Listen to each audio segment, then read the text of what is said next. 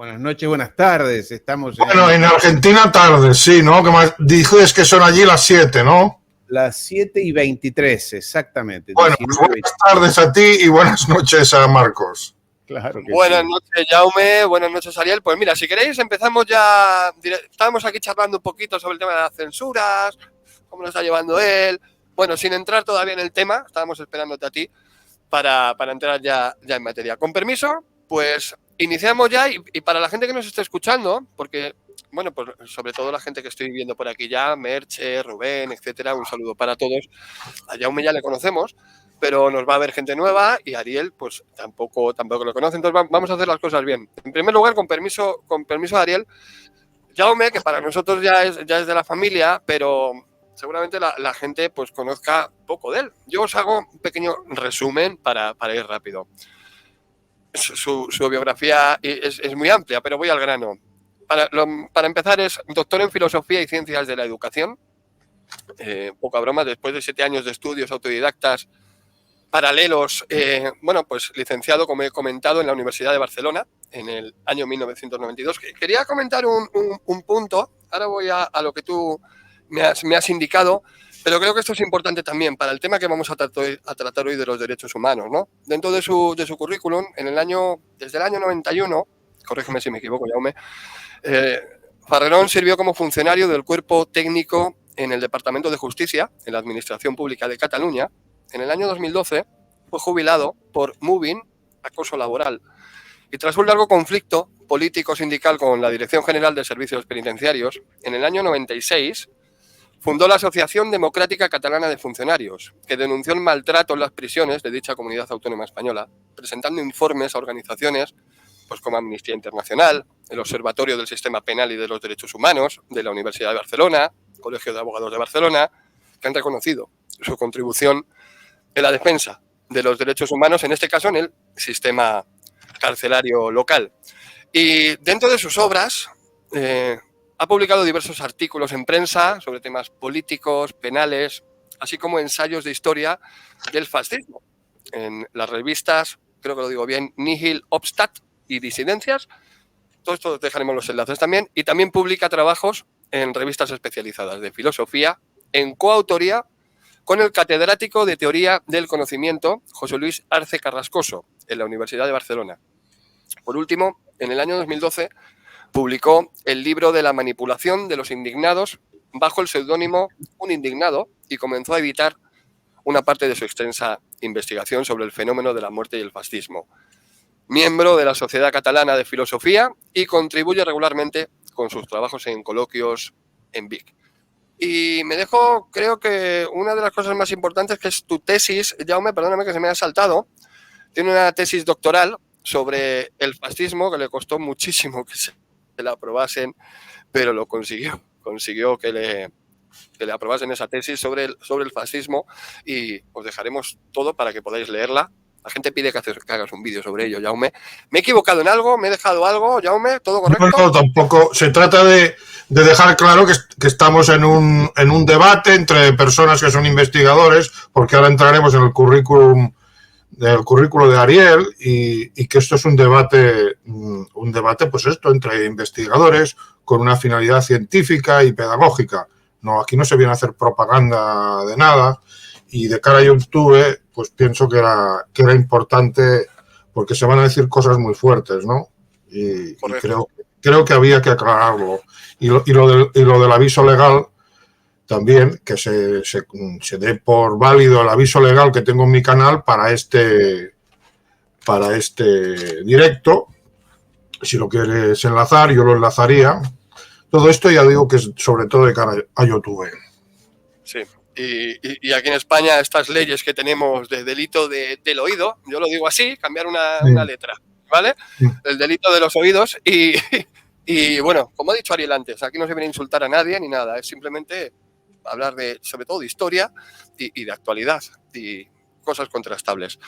Bueno, pues presentado Jaume, presentamos a Ariel Umpierrez. Como le he dicho antes, rápidamente agradezco tu tiempo y que nos cedas tu opinión y tu conocimiento en este canal. El señor Ariel Umpierrez, que hablamos con él nosotros en España y él en Argentina, en la universidad, a ver si lo digo todo bien y deletreo bien. En la Universidad Sorbona de París se graduó en Economía, Historia Medieval y Ciencias Políticas, y en Georgetown University de Washington estudió Relaciones Internacionales. En la École des Hautes Études, creo que lo he dicho bien, Yo lo de digo. las estudios. École de Hautes Études, École De las- de Altos Estudios de Ciencias Políticas. Sí. Exacto, en París se especializó en los procesos políticos de Asia Central con Charles Bethlehem. Y sin embargo, lo más destacable de su carrera profesional han sido altos puestos ejecutivos que ha ocupado en grandes empresas multinacionales, tanto en Europa como en Estados Unidos y en Brasil, fundador y conductor del canal de YouTube Geopolítica y Historia, en el que junto a prestigiosos invitados analiza la geopolítica mundial, como vamos a hacer esta noche. Fue CEO y vicepresidente ejecutivo de Relaciones Internacionales en multinacionales de los sectores en biotecnología, armamento y telecomunicaciones. Fue además el representante francés de la industria de armamento ante la Organización Mundial del Comercio, poca broma, negociador ante la Unión Europea y los gobiernos de China, Polonia y de varios países del sudeste asiático, y es un buen conocedor del entorno de negocios imperantes en Asia y en LATAM. Y casi por último, vivió en diferentes, que también es muy importante, vivió en diferentes zonas de guerra, en África, Sarajevo y Kosovo, desempeñándose como voluntario humanitario, ayudando a poblaciones civiles.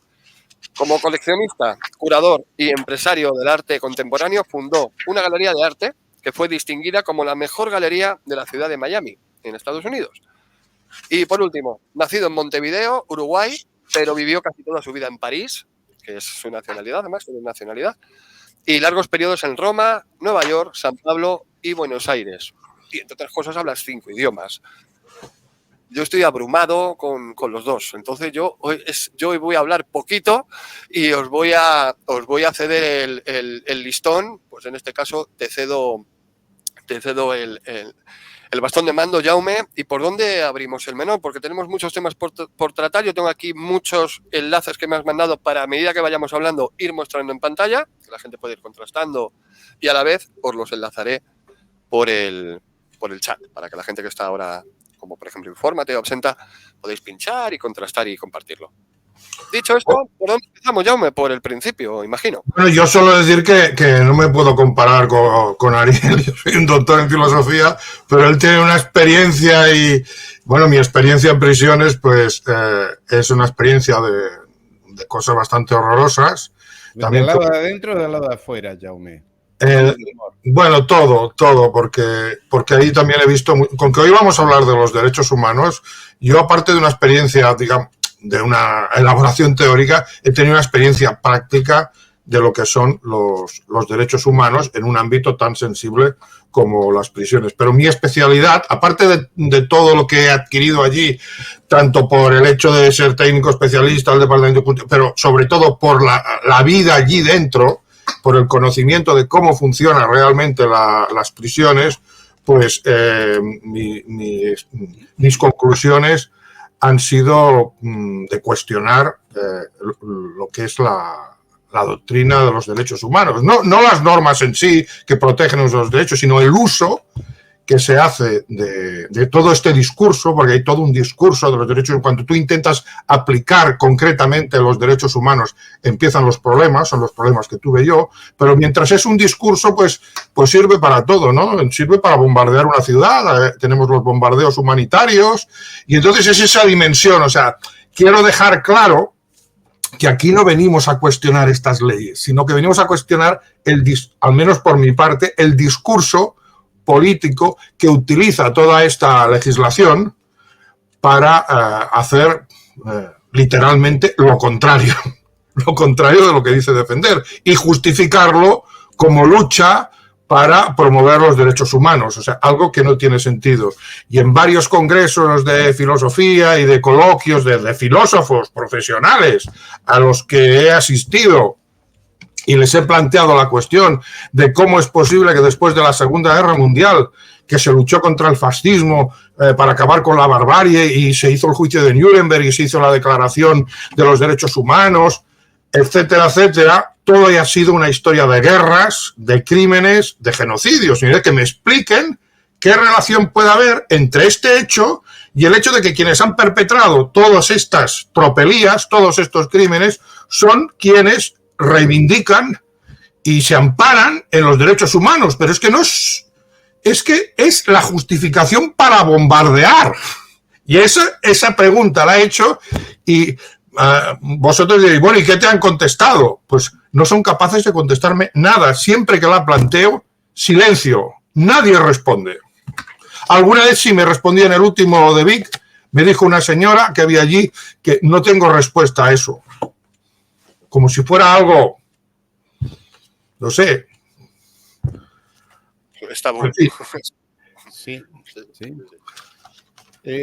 Bueno, en realidad la impresión que yo tengo, Jaume, es que todo eso, si me permites, ¿no? La impresión que yo tengo es que son todas declaraciones con las cuales todo el mundo está de acuerdo. Es como decir, tendría que desaparecer el hambre del mundo, tendría que haber paz en el mundo. Son todas declaraciones grandilocuentes que en realidad son declaraciones que han servido para justificar las peores aberraciones o darle un marco o darle, por ejemplo, lo que es la Carta de las Naciones Unidas. La Carta de las Naciones Unidas, que es una declaración como esto, de principios generales, con las que todo el mundo está de acuerdo. Pero, sin embargo, a las resoluciones que pueda hacer las Naciones Unidas se las viola o se las deja de lado en función de los intereses de cada país. Por ejemplo, el caso del Estado de Israel, no sé cuántas declaraciones en contra del apartheid, en contra de la violación de los derechos humanos, del racismo y demás, han emitido las Naciones Unidas, votadas de los 192 países que la conforman a las Naciones Unidas, votadas por 187 más o menos, porque siempre está Estados Unidos, Israel y algún otro país más que vota en contra. 185 países del planeta dicen que le piden a Israel que respete los derechos de los palestinos, que no los mate, en fin, estas cosas. Y Israel no le presta la más mínima atención. Yo creo que aquí hay a lo largo de estos 70 años, por tomar 70 años de la Declaración de Derechos Humanos de las Naciones Unidas, después del 45, pero podemos remontarnos a la Revolución Francesa, ¿no? Allá en 1789, los derechos humanos y las declaraciones de los derechos de cada persona, la libertad, cómo se ha violado y cómo se ha utilizado para escudar violaciones. En todo caso, lo que queda es que, como síntesis, para empezar, digamos, a conversar, es que los poderosos del mundo hacen y deshacen, cuentan la historia, establecen las reglas, las normas, y después, cuando a ellos les conviene, las violan o las dejan de lado. Entonces, todo es geopolítica, porque la geopolítica de lo que se ocupa es, en términos internacionales, de las relaciones de poder. ¿Quién tiene poder y cómo se ejecuta ese poder? Y entonces, aquí no hay que hablar, por eso hablamos tú y yo y en otros canales, no hay que limitarse a temas legales o formales. No es lo que digan la ley o la declaración lo que importa. Lo que importa son las relaciones de poder. Son las relaciones de poder entre los países, entre los bloques de países, entre los imperios, si tú quieres, y de lo que se trata es de hablar por qué un país puede hacer determinadas cosas, violando todo esto que ha dicho, con el codo, borrando lo que acaba de escribir, y le impide a otros hacerlo. Por ejemplo, y ya no me extiendo más, ¿por qué los Estados Unidos pueden bombardear medio planeta, matar a millones de personas sin que nadie se los pida, y que es más, Naciones Unidas les diga no lo hagas, porque en la invasión a Irak del año 2003, los Estados Unidos y la alianza en la que participó el señor Aznar, en el caso de España, y Tony Blair allí en Inglaterra, junto a Bush en los Estados Unidos, fueron a las Naciones Unidas a pedir permiso para invadir Irak. ¿Te acuerdas aquello de las armas de destrucción masiva? El señor, el ministro de Relaciones Exteriores Colin Powell, el negrito aquel muy simpático en las Naciones Unidas, con un frasco diciendo aquí está la prueba, y las Naciones Unidas le dijeron no lo haga porque no hay prueba suficiente, no invada Irak. Y no importó, lo invadieron. Y después dan cátedra, de todas maneras. El señor Aznar sigue cobrando cuando él hace conferencias por el mundo, creo que cobra 50.000 euros una conferencia en privado, porque estos señores, una vez que dejan el gobierno, se dedican a su actividad privada, que es explicarle al mundo cómo es la democracia liberal y cómo funcionan las cosas, cómo hay que hacer las cosas. Y este señor, si tú lo contratas, perfectamente va a cualquier parte a dar una conferencia y de una hora y media, como si fuera un rockstar, ¿no? Como si fuera los Rolling Stones, cobran, en este caso, 50.000 euros para hablar, ante quien sea, ante la tribuna que sea. Entonces, estos señores hoy nadie les pide cuentas, pero ustedes mintieron al planeta, le mintieron a su gente, a su pueblo, y no solamente le mintieron, lo cual ya es grave, porque estamos hablando de autoridades, sino que en el caso de Irak produjeron 1 millón de muertos, 1 millón de muertos, la destrucción de un país, bombardearon durante 90 días, cobardemente desde el aire, porque hay que ser cobarde, ¿no? Desde el aire, con aviones, después con los buques y demás, destrozaron ese país, y yo como historiador lloré mucho más, además de las muertes y todo demás, porque destrozaron la cuna de la civilización, de la primera civilización de la humanidad, la mesopotámica,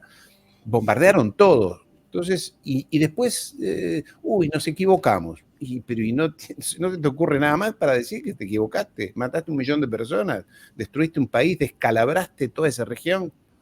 En fin, yo como hijo de abogado, además, soy muy crítico con todo lo formal, porque como dicen los abogados, la abogacía tiene tiene una biblioteca, y de un lado, de la mitad de la biblioteca dice una cosa y la otra mitad de la misma biblioteca dice lo contrario. Entonces, yo, más que las formalidades, me atengo a las relaciones de poder, y esto es lo que me parece que hay que tratar de explicarle a la audiencia, que hay que entender, más allá del formalismo, cuáles son las relaciones de poder. Y siempre en geopolítica hay que identificar quién es el agresor y quién es el agredido. Entonces ahí es donde más sirve la historia, más que la formalidad jurídica. Hasta ahí empecé, Jaume. No, yo lo que te quería plantear es tu opinión sobre si el problema no estará en el mismo discurso, porque una de las cuestiones con la que nos encontramos es que cuando queremos condenar todas estas actuaciones, pues por ejemplo, yo qué sé, la guerra del Vietnam, ¿no? O lo que estamos viendo ahora en Palestina, tenemos que recurrir al mismo discurso que ha legitimado esas actuaciones, porque esas actuaciones siempre se hacen en nombre de la libertad, en nombre de la democracia, en nombre de los derechos humanos, porque resulta que son tiranías en el caso del comunismo. Y entonces nosotros, cuando criticamos a esta gente por sus delitos de lesa humanidad, porque estamos hablando de delitos de lesa humanidad, lo único que podemos hacer es esgrimir la doctrina de los derechos humanos, que es la suya. Y entonces yo tengo como una sensación de impotencia, que estamos como en una ratonera, porque lo único que les puedo decir es que son hipócritas, son inconsecuentes, pero la cosa no va más allá. Entonces yo me pregunto, después de haber hecho esa pregunta a muchas otras personas, y ya lo he dicho en congresos de filosofía, que claro, defienden los derechos humanos, pero yo planteo, ¿no estará la trampa en el propio discurso de los derechos humanos? ¿No necesitaríamos un discurso diferente? Sin cuestionar las leyes, porque yo no propongo vulnerar la ley, pero el discurso que se fragua a partir de esas leyes quizá tiene trampa, y es en esa trampa donde nosotros, si criticamos a este poder hipócrita y asesino, no podemos caer, no hemos de reproducir su propio discurso, hemos de hacerlo desde otro lado, desde otro discurso diferente. Y entonces la pregunta es ¿cuál? ¿Qué discurso sería ese? Claro, porque mira, las leyes están hechas. Sí, no, rápidamente digo que las leyes están hechas para eso, ¿no? Para que el discurso tenga un abanico muy concreto y no te puedas pasar ni de aquí ni de acá. Entonces es lo complicado, ¿no? Cómo explican las cosas sin tener que inventarte palabras, sino explicándolo bien, coherentemente, ¿no? Bueno, no sé. Sigue, Ariel, perdón. Yo los voy a decepcionar un poco a ustedes. Yo no creo en que las relaciones geopolíticas y de poder se basen o se tengan que basar en aspectos formales jurídicos. Y acá hablo como historiador, porque a lo largo de la historia, de siglos o de milenios, los ganadores siempre establecen leyes, que son las que a ellos les convienen, las que a ellos les gustan, las que ellos prefieren, y que cambian con las relaciones de poder. Cuando cae un imperio, el otro pone otras leyes o las relaciones de poder en una determinada región.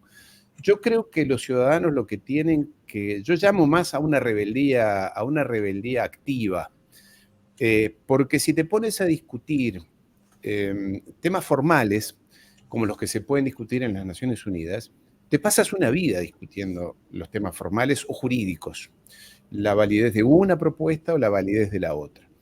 Y en realidad lo que hacen estos señores es que te mandan a juristas, académicos y demás, diplomáticos, y te tienen una vida discutiendo eso. Como se dice por aquí, te enroscan la víbora y tú no sabes si dijiste una cosa u otra. No, las relaciones son de poder. Acá lo que hay que hacer es quitarles el poder, quitarles, entre otras cosas, la autoridad moral. Empezar por quitarles la autoridad moral. ¿Qué quiere decir esto? ¿Qué es lo que hacemos Marcos, tú, Jaume y otros, quizás muy modestamente, incipientemente, a través de las redes sociales o de canales alternativos, que es decir, usted no tiene autoridad moral ni siquiera para formular leyes. Usted no tiene derecho, usted no tiene autoridad moral para decir lo que está bien o lo que está mal en el mundo. Lo que está bien y está mal lo veremos después, pero usted cállese la boca. Usted no tiene más derecho a escuchar. Yo lo escuchaba hoy a Tony Blinken, el secretario de Estado de los Estados Unidos, que está haciendo una recorrida allí por lo que ustedes llaman Medio Oriente. A mí me gusta llamar Asia Occidental, porque eso en Medio Oriente no existe, es Asia Occidental, es Asia de este lado. Diciendo él, allí está en Turquía, ahora se va a Egipto y demás, y también desde un púlpito este señor dice la democracia, tenemos que llegar a la paz y demás, cuando sabemos, y por eso yo vuelvo a mi currículum inicial, que muy amable y generosamente Marcos esbozó sobre mis cuestiones académicas, no es lo que yo creo que es más importante en mi experiencia. Lo más importante en mi experiencia es que yo estuve ahí adentro durante muchos años.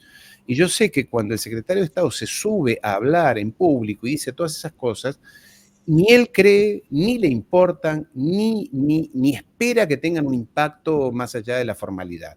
Porque lo importante es lo que él y su gente y su equipo y su gobierno hacen desde atrás cuando están en las reuniones privadas, en las cuales algunas yo estuve.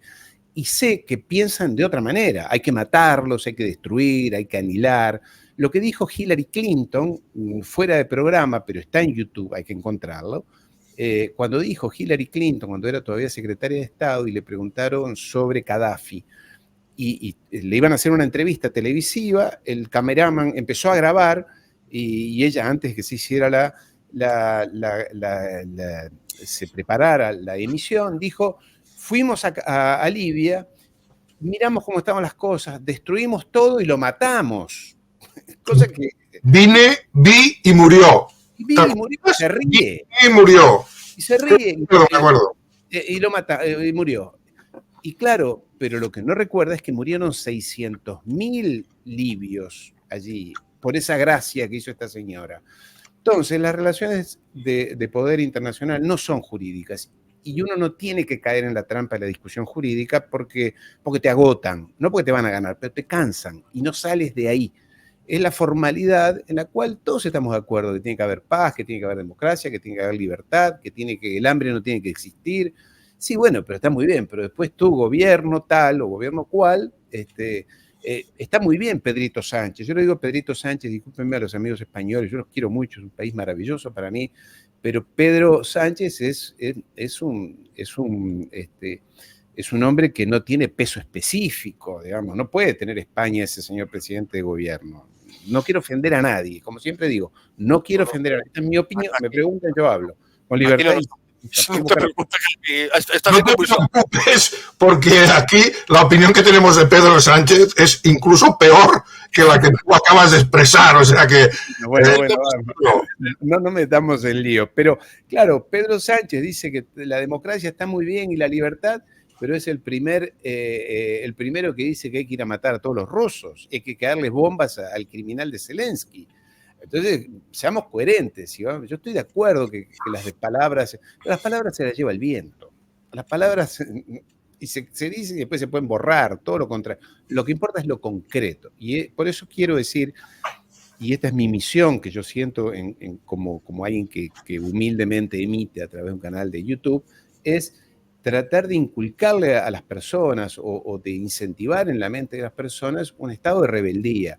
¿Y esto qué quiere decir? Quitarles la autoridad moral que tiene Blinken cuando habla a través de una televisora y dice todas esas cosas, diciéndole, usted no tiene derecho a decir eso, y usted lo que está haciendo es mintiendo, y sabemos que está mintiendo, y la CNN miente, y el periódico El País miente, y EFE, la cadena oficial española, miente, engaña, manipulan, y manipula hasta con palabras, porque...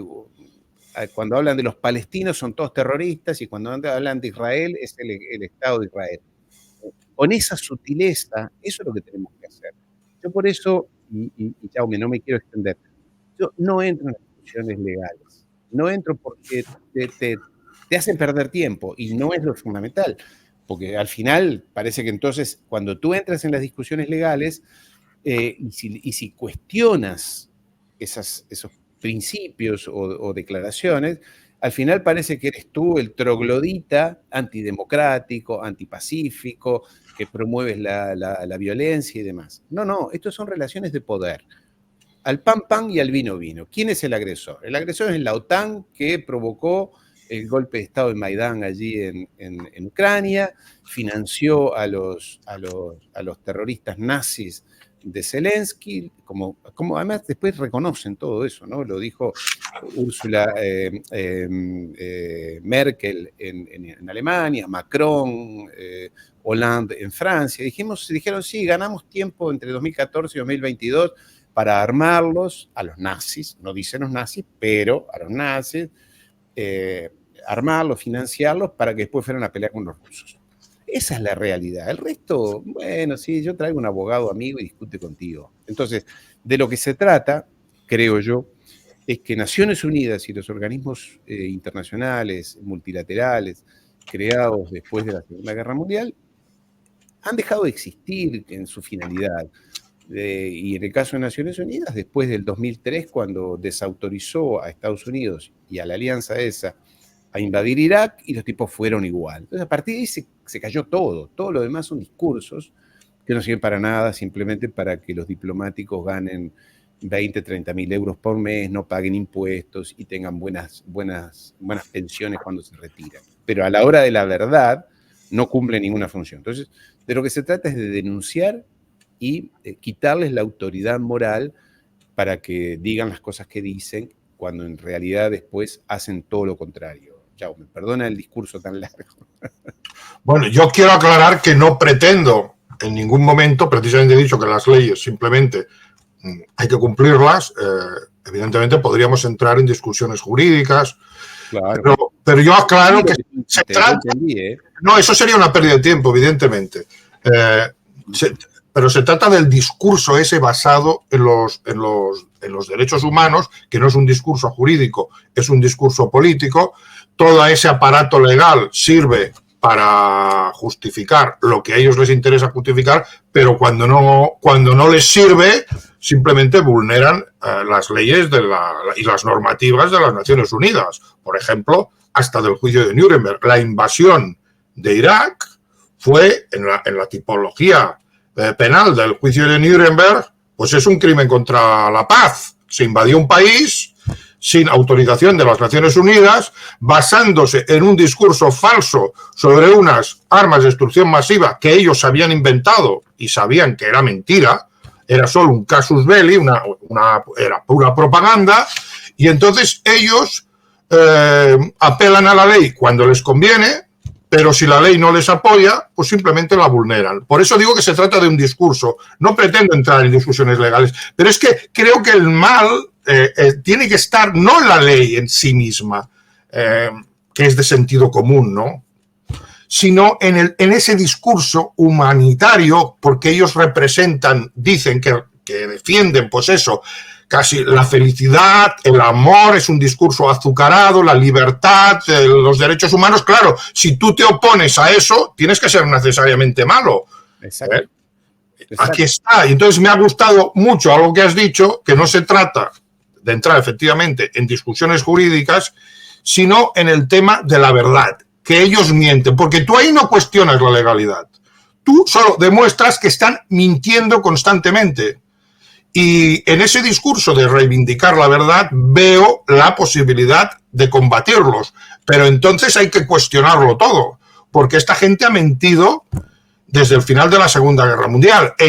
Y eso va incluida el relato que nos han impuesto por ley, porque si no lo aceptas, te pueden incluso encarcelar. Yo no sé cómo está el tema en Argentina, pero hace poco vi un vídeo tuyo donde dijiste algo muy fuerte, ¿no? No lo voy a repetir aquí, pero aquí rigen las mismas leyes. Entonces yo digo, si cuestionamos el discurso de esta gente, si sabemos que esta gente son unos mentirosos y unos criminales, ¿por qué aceptamos su discurso sobre la Segunda Guerra Mundial?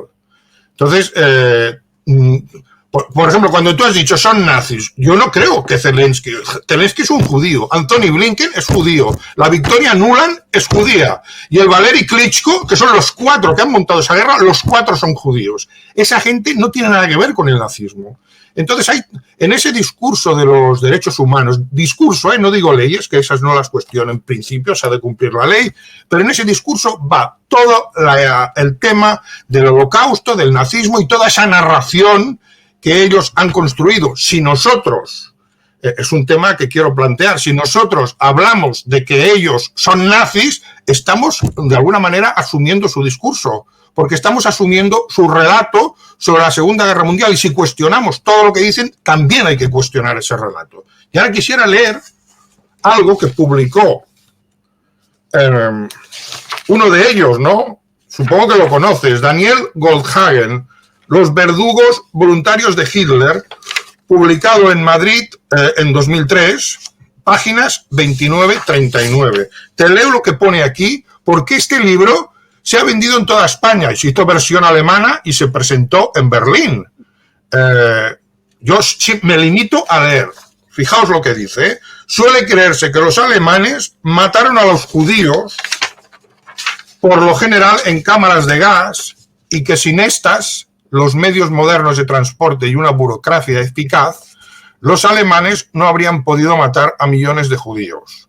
Persiste la creencia de que de alguna manera solo la tecnología posibilitó un horror a semejante escala. Existe la creencia generalizada de que las cámaras de gas, debido a su eficacia, que se exagera mucho, fueron un instrumento necesario para la carnicería genocida, y que los alemanes decidieron construir cámaras de gas en primer lugar porque necesitaban unos medios más eficaces para matar a judíos. De todos estos criterios que configuran básicamente la comprensión del Holocausto se han sostenido sin discusión, como si fuesen verdades evidentes por sí mismas. Han sido prácticamente artículos de fe, procedentes de fuentes distintas de la investigación histórica. Han sustituido el conocimiento fidedigno y han distorsionado el modo de entender este periodo. Dirás, este tío tiene que ser un nazi. No, es un judío de Nueva York. Es judío. Es judío de Nueva York. Y está diciendo esto. Entonces, yo evito, cuando hago críticas a Israel, utilizar son nazis o nazis. No, porque eso para mí es un elemento fundamental. Y todas las referencias al Holocausto, como que están haciendo lo mismo que hicieron. Todo eso, para mí, forma parte, no de la... Bueno, también forma parte de la legalidad, porque incluso está judicializado, pero sobre todo forma parte del discurso que ellos utilizan para legitimarse y criminalizar al adversario. Porque, cuidado, a los palestinos los acusan de nazis. A Hamás lo han acusado de nazis. Cuando hablan de aquella gente son islamofascistas. esto que es el discurso, lo que yo llamo el discurso, repito, algo distinto de lo que es la ley en sí, esto nosotros creo que no podemos reproducirlo, porque estamos dándoles a ellos una... Jaume, te entiendo perfectamente. Yo no me refería a Zelensky, porque en el caso de Ucrania, Zelensky apareció en el 2019, 20 ganó. Me refería a los nazis de Ucrania, que fueron los primeros que estaban allí, desde antes del Maidán, y que fue a los que alimentaron, que son nazis. Lo que ocurre en Ucrania, y aquí, si quieres, entramos en el detalle, es que Zelensky, que es judío, cerró un acuerdo con los nazis. Claro que sí, son nazis. Todo el equipo que conduce, ahora ya no, porque creo que la mayoría están muertos o la mayoría se han ido ya de Ucrania, son nazis. Ahora, la gente dice, pero Zelensky es judío. Bueno, hay temas que no podemos entrar ahora, pero del año 33 al 41 hubo un acuerdo también en Alemania entre judíos y quienes conducían Alemania. Sí, ¿y cómo puede ser? Y sí, lo que pasa es que se ha establecido un relato, sobre todo a través de Hollywood, de las películas de televisión y las series y demás, en la cual parece que son cosas incompatibles y no han sido tan incompatibles. Tengo decenas de documentos que atestiguan esto que acaba de decir el autor que tú acabas de leer. Y que Zelensky sea judío y esté lleno de nazis Ucrania, conviven, sí señor, parece raro, pero conviven. Y que Israel provea de armamento a Ucrania, que está dominado por nazis que además cuando los capturan los rusos a los soldados que se rinden o que capturan a los ucranianos, lo primero que hacen es desnudarlos. Sácate toda la ropa. Y lo primero que le encuentran, y ahí los clasifican, son los que están llenos de tatuajes con símbolos que ya sabemos cuáles son, y esos van a otra categoría de prisioneros o de detenidos, van a otros, son los fanáticos. Entonces, una vez más, no nos enrosquemos en el debate, que es interesante, desde ya que es interesante. Además, como tú, como filósofo, y yo como historiador, nos ponemos con una cerveza y podemos estar 2 días hablando de esto con sumo placer, porque las categorizaciones igual no es lo importante, creo yo. Lo que sí es cierto es que esta gente, le interesa a esta gente, sobre todo a los anglosajones, a los que vienen de la cultura anglosajona, que haya caos en el mundo. Esta es la clave de todo. Les interesa que haya caos. Y el caos, ¿qué quiero decir caos?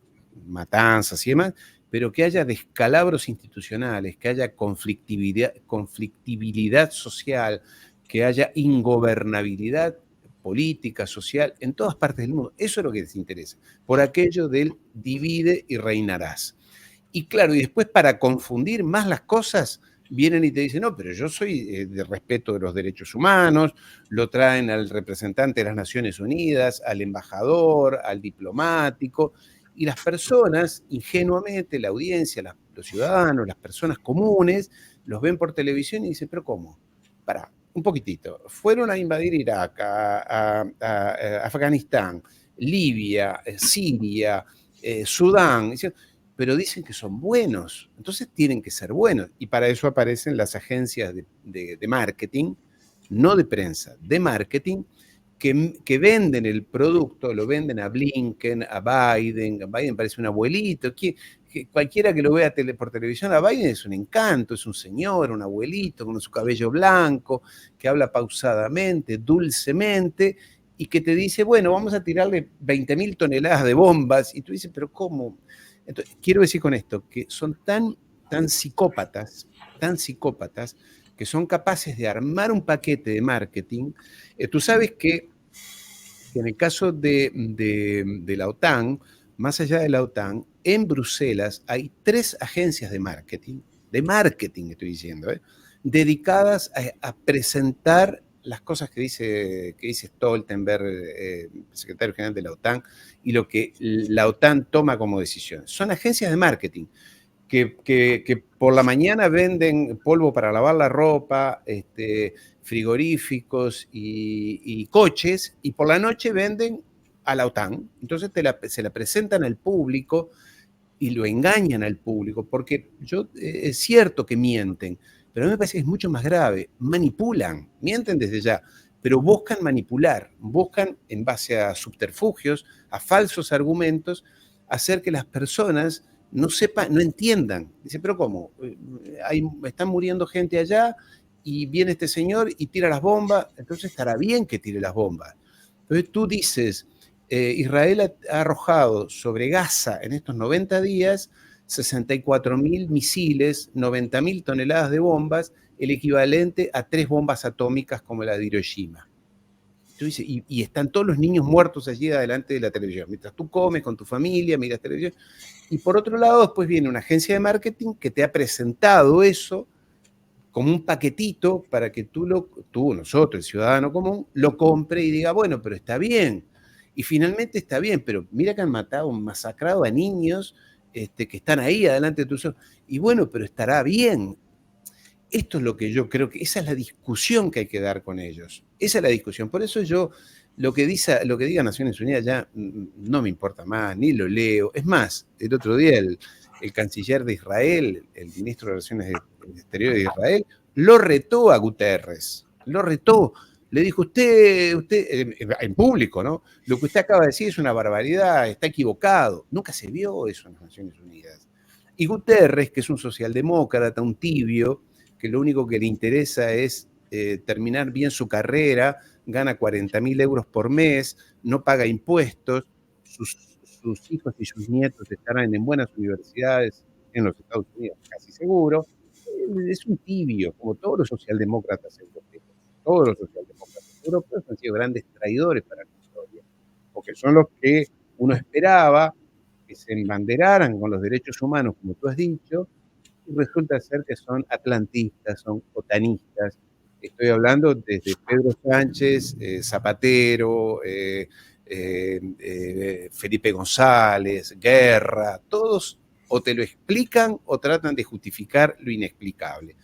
Después que se retiran del gobierno son todos lobistas de grandes empresas multinacionales españolas, ¿no?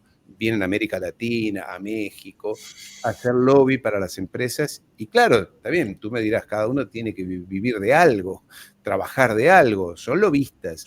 Entonces mienten a las poblaciones, le mienten a la gente. Ese es yo diría, la función nuestra, creo yo, y creo que ustedes la encarnan perfectamente, de tratar de quitarle velos a las personas para que no se dejen manipular. Porque estos señores manipulan descaradamente, mienten sin duda, pero manipulan, usan términos, usan conceptos, usan nociones para justificar, o sobre todo, yo ya no sé si para justificar, por lo menos lo que quieren es lograr la pasividad de los ciudadanos, que los ciudadanos queden pasivos, ¿sabes? Esa España rebelde que yo viví, que éramos 1 millón de personas en Cibeles contra la OTAN, contra la invasión de Irak, y que yo sé que ahora hay muchos jóvenes protestando y movilizándose, pero a esta gente incluso las movilizaciones ya no les importan. Que haya 1 millón de personas hoy en Londres, como hubo hace un mes atrás protestando a favor de Palestina, no les importa. Después estos señores van al Parlamento y votan mandar más armas y decir que Israel tiene razón. Ese es un debate más cultural que jurídico. A eso me refería, Jaume. Perdona que haya sido largo nuevamente. Ahora, un pequeño aporte. Ahora las concentraciones y manifestaciones o protestas que hay en España, lo que se reivindica es lo que quiere la oligarquía. Dices, aquí, por ejemplo, ¿no? En defensa de la Constitución. Bueno, la Constitución nos ha llevado hasta donde estamos ahora. A lo mejor había que hacerle un repaso, ¿no? No, porque, por ejemplo, con el tema de Israel, ¿no? No es que está... Me acuerdo desde el minuto número 1, es que han bombardeado ellos antes, es que ellos antes también, los terroristas también lo han hecho. Digo, a ver, en España hemos sufrido mucho terrorismo, todos lo sabemos aquí, y a nadie se le ha pasado por la cabeza arrasar el País Vasco. ¿Sabes lo que te quiero decir? Y allí lo estáis justificando. Digo, o sea, no les des ideas, Marcos, no les des ideas.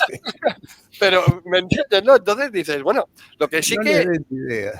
Lo que veo más claro ahora, lo comentábamos con Jaume, creo que la semana pasada, es que cada vez está todo más expuesto. Es muy difícil tapar el sol con un dedo. A ver, por mucho discurso que usted me ponga, por mucho, la evidencia está ahí. Y las redes sociales están ahí, por mucho que las controlen, las manipulen, pero cuando en los círculos que ya nos movemos podemos llegar, pues nos cuesta mucho, pero llegar a cierta información y decir, oye, si solamente hace falta contrastar, usted me está mintiendo. Por ejemplo, con el comunicado que hizo Netanyahu, que lo comentó Jaume una semana anterior, nos comentó, dice, mira, es que se atienen a la Torá, ¿no? A un pasaje bíblico concreto que dice esto, incluso lactantes. Esto lo contamos en el directo. Amalek, Isaías, primer libro de Isaías. No, el pasaje en concreto, perdón, el pasaje en concreto al que nos referimos nosotros en un directo era el de Samuel 1, libro de Samuel, 15, libro 15 de Samuel, del primero Samuel. Y entonces yo lo cité en un vídeo y ocurrió que no sé si una semana después o 2 semanas, el propio Netanyahu citó ese pasaje para justificar. ¿Quieres que lo lea? Así nos acordamos. ¿Qué le dijo porque dice, nombra específicamente a los lactantes, que hay que matarlos también. Dice, no tengas compasión de ellos, por Amalek, ¿no? Mata a hombres, mujeres, niños y lactantes, bueyes, ovejas y camellos. Samuel 15:1. Acá está. Y bueno, y esto lo dicen en televisión esta gente. Sí. Pero 15 días antes había estado Netanyahu en Naciones Unidas diciendo que la libertad y demás. Pero ellos dicen esto y lo repiten. Esto ha sido un escándalo en el día de ayer en Argentina, porque el presidente de una de las asociaciones judías más importantes de Argentina, que se llama la DAIA, la Asociación de Judíos, muy importante, la colectividad judía es muy importante en Argentina, y este señor, presidente de la asociación, de esta asociación, dijo que, lo dijo en Twitter públicamente, que en realidad en Gaza eran todos terroristas, palabra más, palabra menos, eran todos terroristas y que los únicos que podían eventualmente no ser terroristas eran los niños de 4 años y que por eso no había que tener compasión con ninguno. Ahora, si tú y yo decimos esto sobre cualquier población del mundo, viene la policía a los 10 minutos y nos lleva presos. Bueno, estos señores se permiten hablar así. Claro, pero como salió en Twitter y todo el mundo lo ha repercutido, entre ellos yo, el señor fue llamado de atención. Pero ellos piensan eso todos estos sionistas extremistas piensan eso. En privado, y yo lo digo porque como yo tengo una hija judía y he estado casado con una familia judía y los conozco y a esa familia la quiero mucho y sé que son gente razonable, pero he convivido con las sinagogas, con los rabinos, en las fiestas y demás, y sé lo que piensan. Formalmente dicen otra cosa. Pero bueno, es cierto que, perdón por la interrupción, Marcos, que estabas tú hablando de este tema. Para nada, todo vuestro. Pero es cierto que es una lucha cultural la que estamos haciendo, además de... Pero... por eso me interesaba lo de derechos humanos, y fíjate tú qué curioso, el que le dio una vuelta más a esto de los derechos humanos fue Bernard Kouchner, que es un francés fundador de la ONG tan importante y tan conocida en España que se llama Médicos del Mundo. Están Médicos Sin Fronteras, la más tradicional, premio Nobel, y Médicos del Mundo. Médicos del Mundo la fundó este médico francés, Bernard Kouchner, que fue ministro de Sanidad de Nicolas Sarkozy, del hombre de derecha, y este señor, Bernard Kouchner, escribió un libro y desarrolló la tesis de la intervención humanitaria. ¿Qué dijo él? Dijo, hay momentos en la historia donde hay y en determinados países donde hay tanta violación a los derechos humanos, que el mundo tiene no solamente el derecho, sino la obligación de intervenir. En realidad esto fue a causa del genocidio de Ruanda en el 94, que fue donde estuve yo cuando Marcos mencionaba mi experiencia como humanitario en África. ¿Y qué decía? Allí se peleaban Hutus y Tutsis, 2 etnias, y durante 3 meses se mataron a machetazos 1 millón de personas, mientras que el mundo miró desde afuera sin intervenir. Entonces dijo, tenemos derecho a intervenir desde afuera para evitar las matanzas. A priori parece lógico, razonable y aplaudible. Está bien que el mundo intervenga, pero claro, después esto dio lugar a Bush interviniendo en Irak, porque dijo ya tenemos derecho a intervenir, porque nosotros, que somos la autoridad moral del mundo, somos los civilizados, el resto son el jardín de Borrell, el resto son subhumanos, como dice Netanyahu, refiriéndose a los palestinos, son subhumanos y por consiguiente no tienen derecho a vivir, esto es lo que dicen en las televisiones allí, Canal 12 y Canal 14 de Israel, dicen no tienen derecho a vivir, nosotros somos los civilizados y tenemos derecho a ir, además somos blancos, blanquitos, nosotros somos morochitos o negros, y generalmente esos son bárbaros, son subhumanos, entonces tenemos derecho a intervenir. Y esto ha dado lugar a un debate internacional, jurídico, en el cual esto de la intervención humanitaria, el derecho humanitario a intervenir. ¿Dónde está la línea en que tú intervienes para efectivamente evitar un genocidio o dividir a 2 poblaciones que se pueden matar, y dónde está el espíritu de invasión imperialista, ¿no?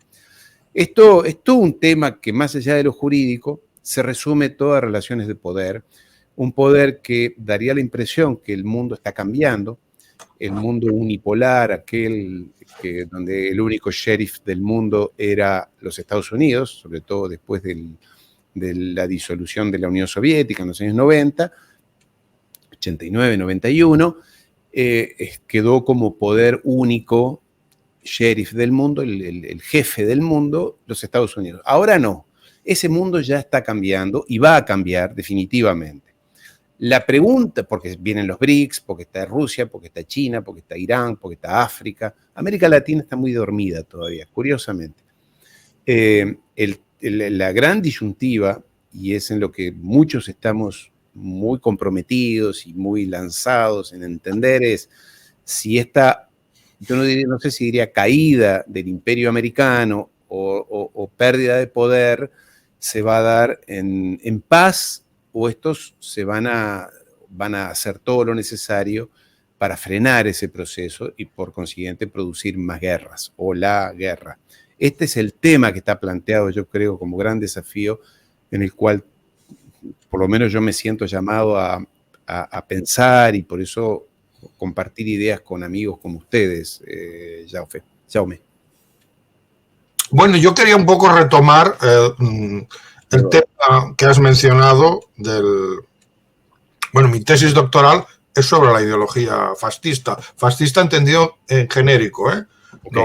No limitado al fascismo italiano. Entonces, me ha llamado la atención, me he basado en un filósofo, que es un filósofo muy importante, que fue miembro del Partido Nacional Socialista, que es Martin Heidegger, y a partir de ahí he buceado en esta ideología.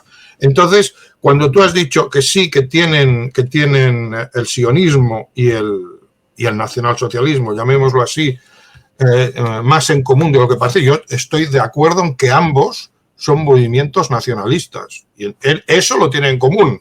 Al ser nacionalistas, y además el nazismo también con base racial, podrías decir, bueno, es que defienden lo mismo, pero cuidado, se pusieron de acuerdo en algo, y es que los judíos se fueran de Alemania, se fueran pacíficamente, porque, según dice Zygmunt Bauman, que supongo que conocerás a este sociólogo, la primera intención de Hitler no era exterminar a los judíos. Y la teoría funcionalista, que no es la revisionista, niega que hubiera un plan de exterminio de los judíos, etcétera, etcétera. Entonces, sí que se pusieron de acuerdo, pero ¿en qué? En que se largaran de Alemania. Y entonces, yo estoy de acuerdo en que tienen ese punto. El sionismo, ¿qué es? El sionismo es un nacionalismo judío, pero hay una característica esencial en el nacionalsocialismo que me impide aceptar que esos que tú has llamado los nazis ucranianos sean realmente nazis, aunque lleven los símbolos nazis. Eso es igual, eso no los convierte. A ver, si yo mañana me disfrazo de budista, no por eso. Son lúmpenes, ¿no? Son lúmpenes.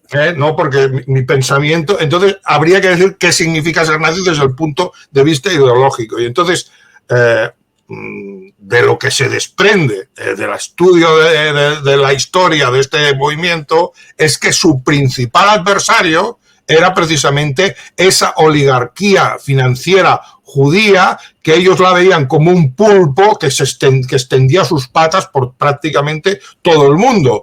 E hicieron una Segunda Guerra Mundial para combatir, al menos que las patas del pulpo salieran de Alemania y de Europa, y se enfrentaron a ese pulpo. Fueron la primera fuerza histórica que tenía como objetivo acabar con él, explícito. Hitler hablaba de la alta finanza, y entonces cuando yo veo unos señores que se llaman nazis trabajando para esa oligarquía, además en su país, controlados por 4 judíos, la Victoria Nuland, los he citado antes, la Victoria Nuland, el Anthony Blinken, el Valery Klitschko, toda esta gente trabajan para aquello que el nazismo combatía. Entonces, aunque hay grupos de extrema derecha, neonazis, se les puede llamar así por la estética, claro que después de la Segunda Guerra Mundial, y esto en el canal Nostra TV lo hemos tocado mucho, que después de la Segunda Guerra Mundial, pues hubo gente del bando del eje que se pasaron a los americanos, y a esa gente se les llaman neonazis, pero se pasaron al enemigo. Y entonces para mí, y apareció todo aquello de Gladio, no sé si conoces toda la historia de la Operación Gladio, esa gente eran ex-nazis o ex-fascistas que trabajaban para uno de los bandos. Para mí han dejado de ser, ideológicamente eran más católicos o cristianos que fascistas, porque había mucha gente de esa ideología cristiana católica que eran antisemitas cristianos y no eran en el sentido ideológico auténtico, que no era cristiano, era más bien pagano, el del nazismo, y entonces toda esa gente pasó a esto, a servir como sicarios, como terroristas, como mercenarios, para salvar la piel y continuar con su actividad. Pero ideológicamente me cuesta creer que alguien que es nazi esté trabajando, o nacionalsocialista, como lo quieras llamar, esté trabajando para quien fue precisamente aquello, y que sigue siendo hoy, que el nazismo quería destruir. Esto para aclararlo, porque es que si no me cuesta continuar, ¿no? Y luego otra cuestión, que ya volvemos al tema de Israel. No se puede, a mi entender, combatir a esta oligarquía y su discurso de los derechos humanos y sus prácticas desde la propia ideología. Esto es algo a lo que llegamos. Creo que hay cierto consenso, ¿no? Que hay que ir con otro tipo de discurso. Y entonces yo me pregunto, por ejemplo, ¿jamás son nazis? ¿Jamás se ha pasado por el forro los derechos humanos? Pero es que no les queda otra posibilidad. Jamás es un movimiento nacionalista. ¿Son nazis entonces? Podemos buscar analogías entre lo que pasó en Alemania y que dio lugar al surgimiento del nazismo y luego a la persecución de los judíos en Alemania. Y lo que ha pasado en Palestina, cuando han visto que el único camino que tenían para salvar al pueblo palestino, puesto que el resto del mundo, mucho bla, bla, bla, derechos humanos, pero los estaban cada día un goteo de muertes, de exterminio, de limpieza étnica, y nadie hacía nada. ¿Y qué decidieron hacer? El 7 de octubre. No les quedó otra vía, y es que son nacionalistas. Entonces hay que preguntarse, ¿se puede combatir a la oligarquía y su discurso de los derechos humanos desde ese discurso de los derechos humanos, o hay que ir a un discurso que combata el nacionalismo judío, o sea, el sionismo, desde los nacionalismos de los países que están sometidos a la oligarquía? Y entonces ahí es donde podremos reinterpretar lo que fue históricamente el nacionalsocialismo. Este era un poco mi planteamiento para este directo, ¿no? No sé qué opinas tú. Sí, claro que sí, Jaume. El tema del nazismo, el fascismo, bueno, a lo largo de estos 70 años se lo ha usado y se ha abusado de ese término. En general, no se lo utiliza en sentido riguroso, sino es para categorizar unas líneas políticas o agrupamientos políticos que agrupan desde extrema izquierda, racismo, etcétera, etcétera. Y a veces se abusa del término, ¿no? No se lo usa técnicamente, científicamente. Es un nazi, bueno, ¿qué quiere? Es un tipo de ultraderecha, racista, violento, en fin. Ahora, si leyó a Mussolini, no sé, o si leyó Mein Kampf de Hitler, seguramente no. Generalmente lo que ha quedado en las últimas décadas son lúmpenes, que gente fuera de la sociedad que cree encontrar en estos agrupamientos, por eso se tatúan. Es como pertenecer a una mara en Guatemala. Efectivamente. Son personas que están fuera del sistema, desclasados, pobres, sin lugar en la sociedad y que adhieren a esto como adhieren a cualquier otra, podrían adherir a cualquier otra cosa. Efectivamente. Y que además tienen un carácter bastante violento, son personas con una personalidad más bien violenta, jóvenes, que también son defensores de un club de fútbol, por la noche van a esto, por la mañana van a lo otro, pero que no son más bien gatilleros o carne de cañón para los vivos. Porque además, mira tú, Jaume, yo no me acuerdo, pero seguramente lo va a poder hacer Marcos mientras nosotros hablamos la búsqueda en Internet. El hombre más poderoso de Ucrania, el que lo llevó al gobierno, a Zelensky, es un oligarca, no recuerdo el apellido, lo voy a buscar ahora seguramente Marcos y nos va a decir. Es un judío poderosísimo, que además financiaba a estos grupos fascistas. Entonces tú dices, ¿cómo? Un judío era el que financiaba, organizaba a estos grupos de pistoleros, de gatilleros, ¿no? de lúmpenes, los financiaba él, un judío importante. Increíble después, cuando ahora, hace poco tiempo atrás, era tal el nivel de corrupción de este hombre, el magnate de las televisiones y demás, que Zelensky lo tuvo que poner preso, porque ya era una cosa, ya no podían ocultar los delitos que este hombre hacía. Porque en esas situaciones, en eso, y sobre todo en ese caos que se estaba viviendo, y peor aún ahora en Ucrania, vale todo. Allí no hay ideología, no hay política, no hay legalidad. Es a quién roba más, a quién se apodera más del dinero que está mandando Occidente. Mira tú qué cosa más rara, ¿no? Seguramente ustedes lo han mencionado. Entre los palestinos que incursionaron allí el 7 de octubre en Israel, entre los muertos, en fin, se encontró que había armas, que muchos de estos palestinos se habían ingresado con armas que habían llegado desde Occidente, que habían sido donadas por Occidente a Ucrania. Y de Ucrania llegó a Palestina. ¿Por qué? Porque hay un mercado negro, la mafia ucraniana, sobre todo la mafia ucraniana instalada en Odessa, en la ciudad de Odessa, venden todo. Venden desde prostitutas, drogas, alcohol, armas, venden todo, hacen de todo. Y no les importa nada. Entonces, esto es lo que está pasando. El reino lo que está reinando en Ucrania hoy es un nivel de confusión y de caos en el cual los que ganan son los mafiosos, los inescrupulosos. No es este. Vale, había leído a alguien en el chat que apuntaba este nombre. ¿Cómo has dicho que era? ¿Me has dicho el nombre? No recuerdo. Es un hombre grande ya, es un hombre que debe tener cerca de los 70 años, una cara muy redonda. El primero que yo había visto. Vale, le tengo por aquí. De televisión de Zelensky en ese famoso programa. Ese mismo. Bueno, ese señor es judío, líder de la colectividad judía, ese mismo, Kolomoisky, exactamente. Y este hombre fue el primero que armó a los grupos neonazis, al batallón Azov, ese que tanto se resistió en Mariupol. ¿Te acuerdas aquel grupo? Este fue el que lo financió, los pagó, y tú dices, pero ¿cómo un judío armando a grupos que tenían grabada la esvática? Primero porque esta gente no tiene principios ni moral de nada, le servía para sus intereses y lo hizo. propio de esta gente, ¿no? Allí sí que no hay ideología de nada, ni principios morales.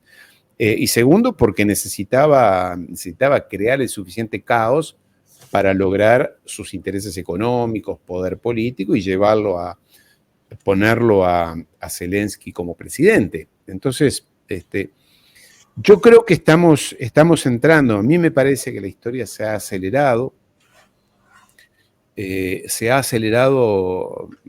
a una velocidad increíble en los últimos 2 o 3 años, a nivel internacional, a nivel global, en el cual el poder imperial de los anglosajones se está cayendo a pedazos, se está resquebrajando día a día. Cada vez que alguno de estos señores, Blinken, Biden, Trump, Netanyahu, Pedro Sánchez, Scholz o alguien habla, yo tengo la sensación que es un paso más que cae hacia el infierno todo, porque dicen tantas barbaridades, dicen cosas que nadie les cree, que nadie les puede creer.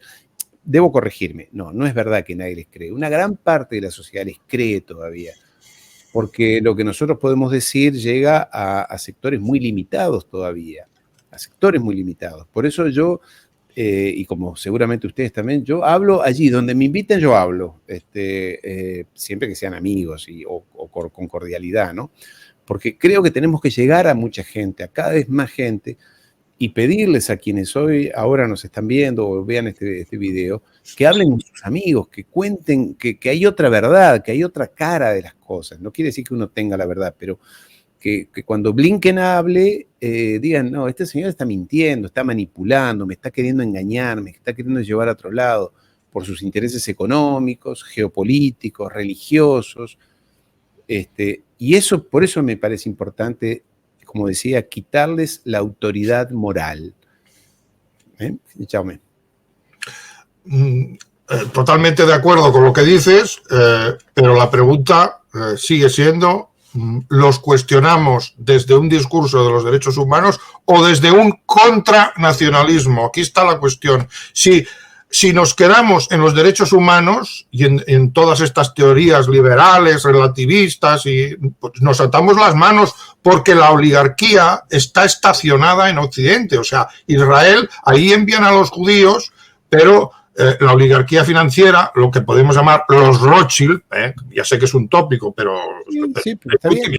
Y además es verdad, los Rothschild no están allí, los Rothschild están en Occidente. Entonces, si nosotros aquí defendemos los derechos humanos y condenamos a Israel porque vulnera los derechos humanos, porque son nazis, entonces nosotros automáticamente nos negamos la posibilidad de ser nacionalistas, hemos de ser buenos. Y entonces esta oligarquía que está, repito, estacionada en Occidente, tiene el entorno que ella quiere. Estos corderitos buenos de los derechos humanos, que lo único que hacen es condenar a Israel por sus crímenes, que encima la acusan de nazi, ya nos va bien, porque entonces quien se come el marrón es el nazismo y no nosotros, aunque lo estamos montando nosotros, pensarán ellos, lo están haciendo porque Israel no podría hacer nada sin el apoyo de Estados Unidos y Gran Bretaña y el resto de la oligarquía occidental, de estos países que llamamos Occidente. Sin ellos no podría, o sea que no es que sea Israel, Israel es el brazo ejecutor, pero quien está dando las órdenes está aquí. Y yo diría, bueno, aquí, en Occidente, en Estados Unidos. Y entonces, si el entorno de toda esta gente, que es el mundo, llamémosle, liberal, pues lo único que puede hacer es protestar porque son hipócritas, porque dicen esto pero hacen lo otro, y la cosa se queda ahí, nos pasa como a Hamás, por ejemplo, o a los palestinos, cuando, siguiendo las indicaciones de un autor que me gusta mucho, pero que fue el que inspiró la marcha del Gran Retorno, les dijo que se manifestaran a los palestinos, que hicieran una gran marcha para poder volver a sus tierras, y se manifestaron delante de la valla. ¿Y qué hizo Israel? ¿Qué hizo? Disparaba a matar contra los manifestantes. O sea, ellos estaban jugando con el discurso de los derechos humanos. Nos manifestamos y pedimos volver a nuestra tierra de la que hemos sido expulsados. ¿Qué hacía Israel? Disparar con armas de precisión y mataron a 300. Mataron a 300, incluso algunos eran personas que iban en sillas de ruedas, periodistas, les daba igual. Ellos, los otros manifestándose, Israel disparándose sobre los manifestantes con armas de precisión. Y entonces, ¿nosotros qué podemos hacer desde aquí? Pues condenar esos crímenes, ¿vale? ¿Qué hizo al final Hamás? Pues el 7 de octubre. No les han dejado otro camino, pero entonces eso es nacionalismo. Eso es nazismo, eso es el mal, porque fueron y empezaron a matar gente israelí. Y entonces, esa es mi pregunta, ¿cómo podemos cuestionar a la oligarquía si aceptamos que el discurso de los derechos humanos es inoperante, pues lo que es, en el fondo, es su discurso? ¿Qué posición hemos de tomar nosotros? Por ejemplo, en Argentina tenéis a un tío que quiere vender el país, que va a poner el país en manos de la oligarquía, y delante que tiene el peronismo, que era una forma de nacionalismo social. El propio Perón hablaba de socialismo, pero nacional. Entonces, yo pregunto, ¿cómo nos oponemos en la práctica política, aparte de lo que sean, pues hacer un vídeo, condenar, etcétera, criticar, poner en evidencia sus mentiras? Pero esto tendrá que articularse en algún momento para que esta gente tenga miedo y realmente vea que les puede pasar algo si siguen con su política genocida. Tendrá que articularse políticamente en Occidente, que ellos aquí, la oligarquía, no se sienta segura. Y entonces eso no se podrá hacer con los derechos humanos y tendremos que releer la historia, queramos o no, de cómo surgió el nacionalsocialismo y por qué surgió. Y entonces veremos que es una herramienta para interpretar lo que ha hecho Hamás y a la inversa. Hamás nos permite interpretar lo que pasó en los años 30. Si quieres luego entramos en los detalles, porque esto es un tema que yo tengo estudiado, pero la finalidad de todo lo que te digo es práctica. Vamos a un discurso donde las naciones, lo que ellos llaman, los goyim son las naciones, recuperen su soberanía nacional y empiecen a enfrentarse a ellos, porque el discurso liberal es antinacionalista, es un discurso individualista, relativista. Esas naciones que recuperen su identidad nacional y social, su estado social, ese es el camino para enfrentarse a la oligarquía. Yo te lo planteo, te planteo el problema. Y tú, que sabes, a ver qué opinas. Eres muy generoso conmigo, querido Jaume, porque yo no tengo esa respuesta. No tengo la respuesta de cómo hacerlo, ¿no? Creo que de lo que se trata es, en definitiva, de una operación política práctica. Yo no estoy embarcado ni me estoy lanzando a ninguna práctica política, por diferentes razones. Pero entiendo que mucha gente lo desea, lo necesita. Yo creo que sí hay que darle una dimensión al sentido nacional, a la patria, rever muchas cosas que tienen que ver inclusive con la religión, con el Concilio Vaticano II allá en el 62, muchos renunciamientos que ha hecho Occidente, que en realidad tiene que ver, me parece a mí, entre otras cosas, con esa batalla ideológica, cultural, política que se dio después de la Segunda Guerra Mundial, donde unos se presentan como los humanos, los civilizados, los que tienen la razón, mientras que el resto del planeta tienen que aceptar que son o subhumanos o son personas de menor calidad cultural, social, política, etc. Yo entiendo que sí. Yo veo que tocas tú con mucho interés, Jaume, el tema del nacionalismo. Es un tema que yo no incursioné mucho, debo decir la verdad, no incursioné mucho. Me molesta cuando alguien, y lo he dicho hoy concretamente, mira, he puesto un Twitter hoy en el cual digo, veo que hay diputados argentinos, una diputada y un diputado más, y el presidente Milei, que en todas sus apariciones públicas aparecen con la bandera de Israel. y ninguno con la bandera argentina. Yo no soy nacionalista, pero la bandera argentina. Entonces digo, pero el presidente de Argentina no se lo ve nunca con la bandera argentina. Bueno, te puede gustar o no, pero la verdad que son 45 millones de personas que están acá, que algunos murieron durante la guerra de Malvinas, pero sí se lo ve con la bandera de Israel. Más allá de que me parece bastante desubicado hablar de reivindicar a Israel cuando Israel está masacrando niños.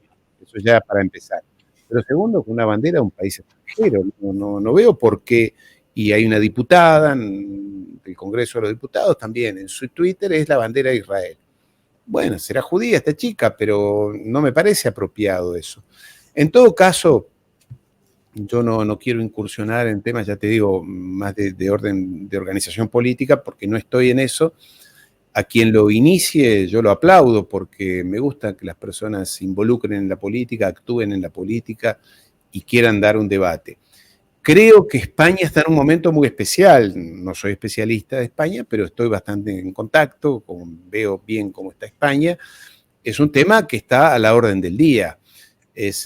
A quienes lo miramos de afuera nos cuesta entender que España, un país que serio, con una ciudadanía muy responsable, tenga un rey. Nos cuesta entender que tenga una monarquía España.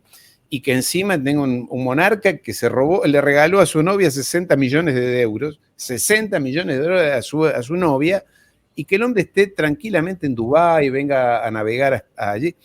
Es raro. Y que su hijo, que ahora parece que la mujer le metía los cuernos, cosas que pasan en la vida, no tengo por qué juzgar eso, esté allí todavía y cuya única obsesión, la del amigo Felipe, sea mantener la corona para su hijo y mantener su fortuna, porque también supimos en el año 81 que Juan Carlos vaciló ese 23F, vaciló. Yo vivía en Francia en ese momento, trabajaba para el gobierno francés, y en Francia Mitterrand dijo, este hombre estaba con los golpistas. Eso es lo que dijo Mitterrand en privado. Este hombre estaba con los golpistas. Y que estaba con los golpistas. Aquí sí que te puedo asegurar. Yo creo que sí. Es así. Que es así. Vamos a decir, bueno, no quiero ofender a nadie, pero Mitterrand dijo, y por eso Mitterrand odiaba tanto a Felipe González, porque dijo Felipe González encubrió a este monarca en el 23F. Pero en fin, son cosas de la historia que son hasta divertidas. Yo no quiero opinar o estar, digamos, involucrado en la cosa política práctica. Yo me limito en lo que a mí respecta, y respeto a quien no está en esto, a expresar, a usar el arma de la palabra, por así decirlo, para tratar de ayudar a quienes lo hagan. Pero es cierto que ya pasó el tiempo de las palabras, las palabras, lo que tú y yo podemos decir, y sobre todo yo, es no reviste mucha importancia, porque están allí, basta con hurgar un poquito, buscar y darnos cuenta cómo nos manipula. Pero no obstante, yo veo que en los directos y en las intervenciones muchísima gente me escribe, me manifiesta cierto agradecimiento por haber dicho cosas diferentes a la versión oficial de las cosas, ¿no? Y en lo que hace a los años 30 y demás, mira, yo lo que he dicho, y lo digo porque creo que en España también, es el único tema, yo soy historiador graduado en la Sorbona, es el único tema que yo no puedo investigar, formalmente no lo puedo investigar, porque no puedo hacer revisionismo de lo que pasó entre el año 39 y el año 45, para no ser mucho más explícito. Eso no se puede tocar, y tú lo decías, Jaume, cuando leías recién este libro. Hay muchas dudas, y todo se basa en relatos, en versiones. Yo vi, yo entendí, yo creí, no hay ninguna constancia, ningún elemento fehaciente, ninguna prueba material, y eso que los alemanes tenían muchísimos defectos, pero hay uno que no tenían, y es que eran extremadamente minuciosos escribían todo, hay registro de todo lo que hicieron, de tantos botas que compraban, tantos kilos y sobre todo lo que está relacionado con esto, no hay ninguna prueba de nada, no hay ningún elemento de nada, de que hayan usado determinados materiales, que hayan construido determinado tipo de construcción dedicadas a este fin. No hay ninguna constancia, lo cual llamaría mucho la atención, porque además ellos estaban seguros que iban a gobernar por 1000 años, o sea que no es que lo querían ocultar. Pero bueno, ese es un tema que no se puede, yo no lo puedo investigar, porque si no, instantáneamente entro en un delito penal. Aunque hay 33 países que han penalizado esto. Tristemente el Uruguay está en el debate de eso, tiene un gobierno de derecha, y en el caso de Argentina no. Pero bueno, es igual, así es, querido amigo Jaume.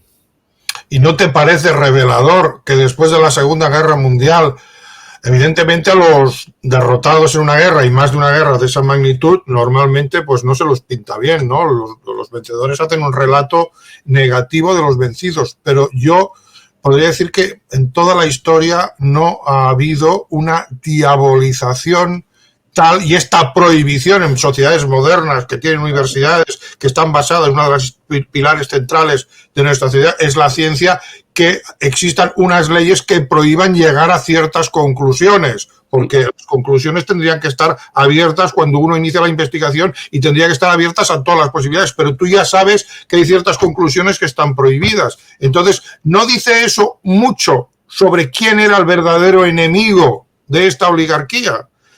¿Por qué los ha diabolizado así? ¿Por qué prohíbe investigar? Esto tiene que tener un significado. Esto nos dice, nos está hablando en el fondo sobre esta cuestión. Entonces, yo tampoco te pido que te metas en cuestiones organizativas, pero sí te digo que toda esta oligarquía lo que hace es defender su nacionalismo, que es el sionismo, pero prohíbe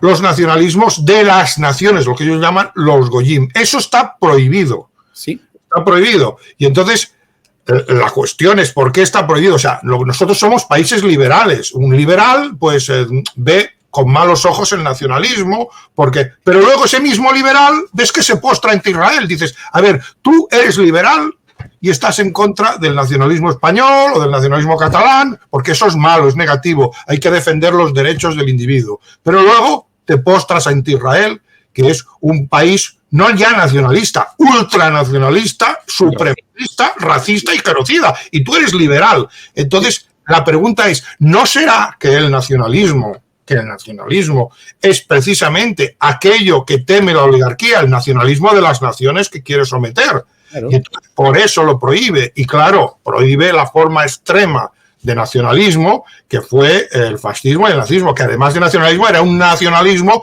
que iba expresamente a combatir el judaísmo. Entonces eso está súper prohibido, pero es que el nacionalismo también está estigmatizado. Y ahí hago la misma pregunta. ¿No nos están ellos indicando qué es lo que no quieren, qué es lo que les puede precisamente plantar cara realmente, y no ese discurso liberal, condenamos las acciones de Israel porque son racistas, son nazis? No, condenamos las acciones de Israel, pero nosotros no nos tenemos por qué basar en ese discurso que nos ata las manos, nos impide defender nuestra identidad nacional y nos deja en puras críticas como diciendo, bueno, ustedes defienden los derechos humanos pero no son coherentes, dejen de ser hipócritas y apliquen. Es que es todo lo que podemos hacer, es lo único que nos dejan hacer. Yo digo que desde el punto de vista ideológico, no te digo que te embarques en un tema de organización, pero desde el punto de vista ideológico que tú, desde tu especialidad, sí lo puedes ver, no está claro que la oposición a la oligarquía son los diferentes nacionalismos que puedan aparecer en los países que ellos han sometido a su dictadura oligárquica liberal, de la cual forma parte el discurso de los derechos humanos. Esa sería un poco la pregunta.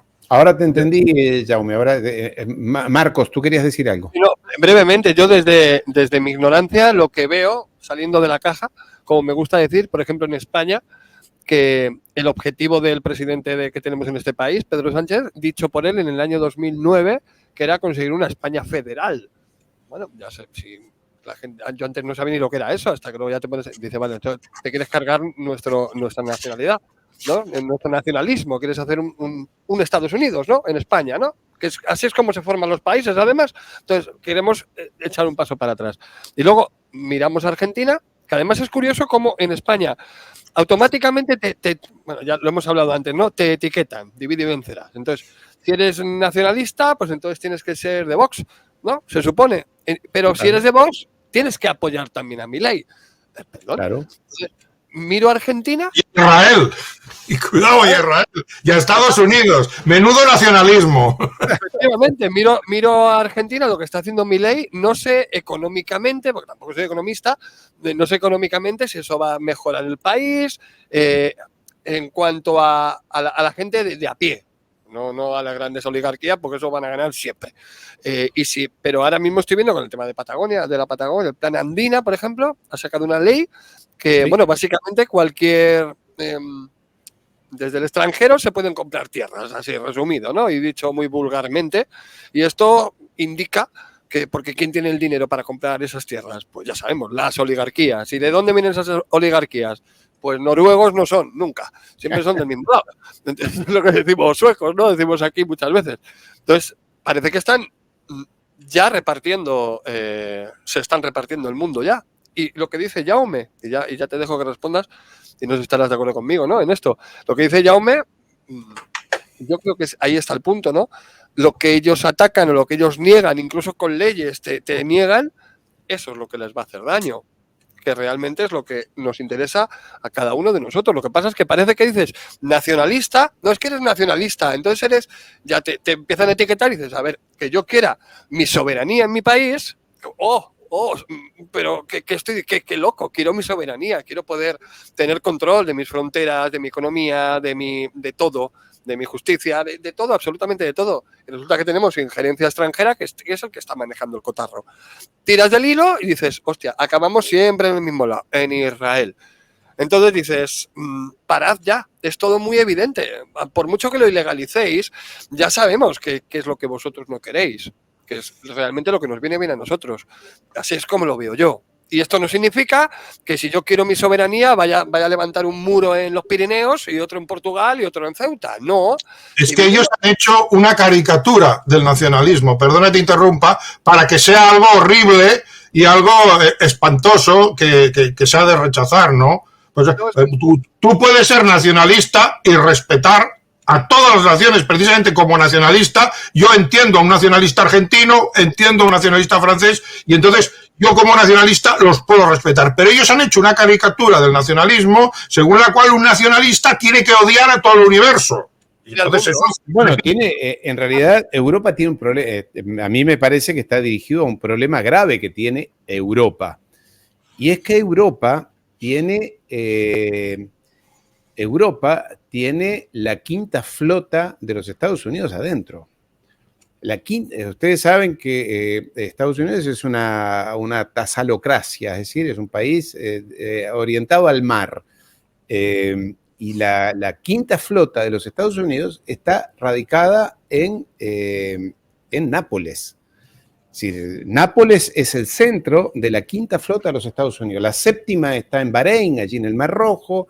La cuarta creo que está por aquí. Bueno, no me acuerdo cuál es el número de cuál, pero el Pentágono tiene dividido el planeta en flotas, que son portaaviones, aviones de guerra, submarinos atómicos y demás.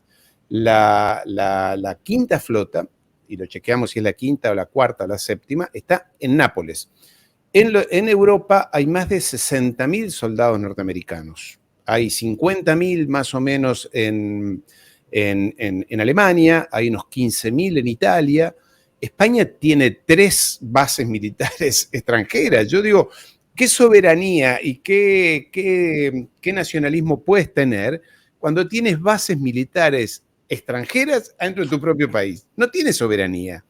El embajador de los Estados Unidos pasa a ser más importante que cualquier ministro del gabinete de Pedrito Sánchez. Es más importante que Pedro Sánchez. En los temas importantes, porque, y en esto yo no soy peronista, porque además no soy argentino, pero Perón decía una cosa que es la quinta flota. No, la quinta flota está en el Golfo. Creo que es la o la séptima o la cuarta, búscalo Marcos, ya te aparecerá.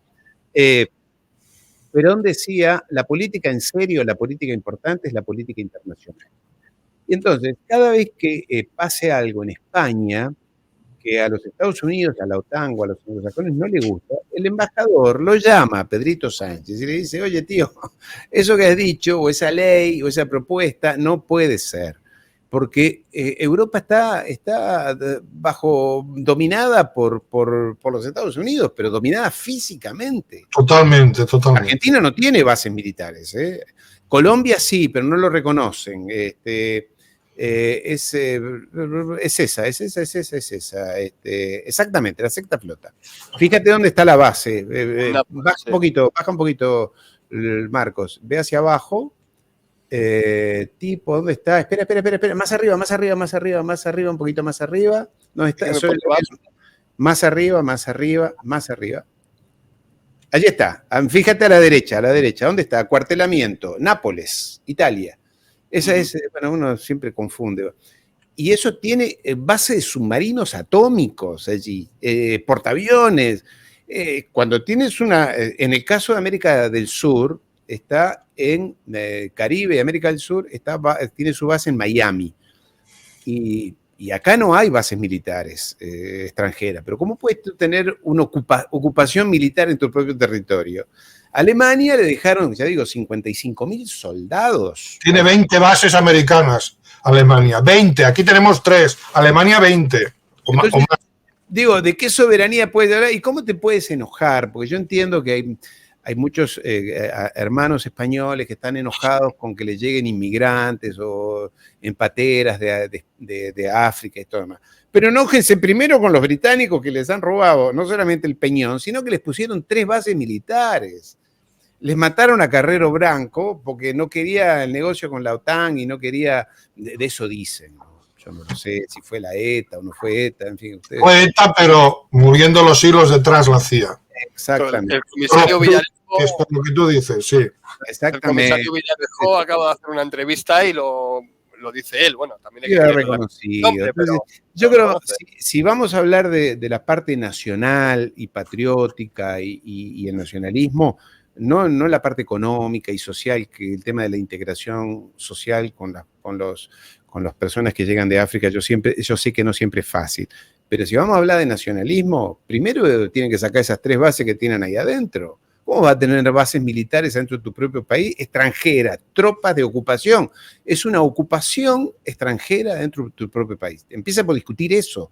Está bien que en esto Felipillo González nos engañó a todos. Yo vivía en Francia y me acuerdo haber ido, ya digo, a las manifestaciones de año 87, 88, no recuerdo qué año, en la cual él había dicho que España no iba a ingresar a la OTAN. Apenas llegó el gobierno, ingresó a la OTAN. Y cambió de opinión si defendió la entrada a la OTAN. Un mentiroso, era un caballo de Troya. Felipe González ha sido... Pero el congreso de Fresnes, creo que fue organizado por la CIA para que él llegara, porque si no iba a llegar el Partido Comunista. Entonces era... ¿Cómo se llama? El líder del Partido Comunista El Rodolfo... Carrillo, dices tú.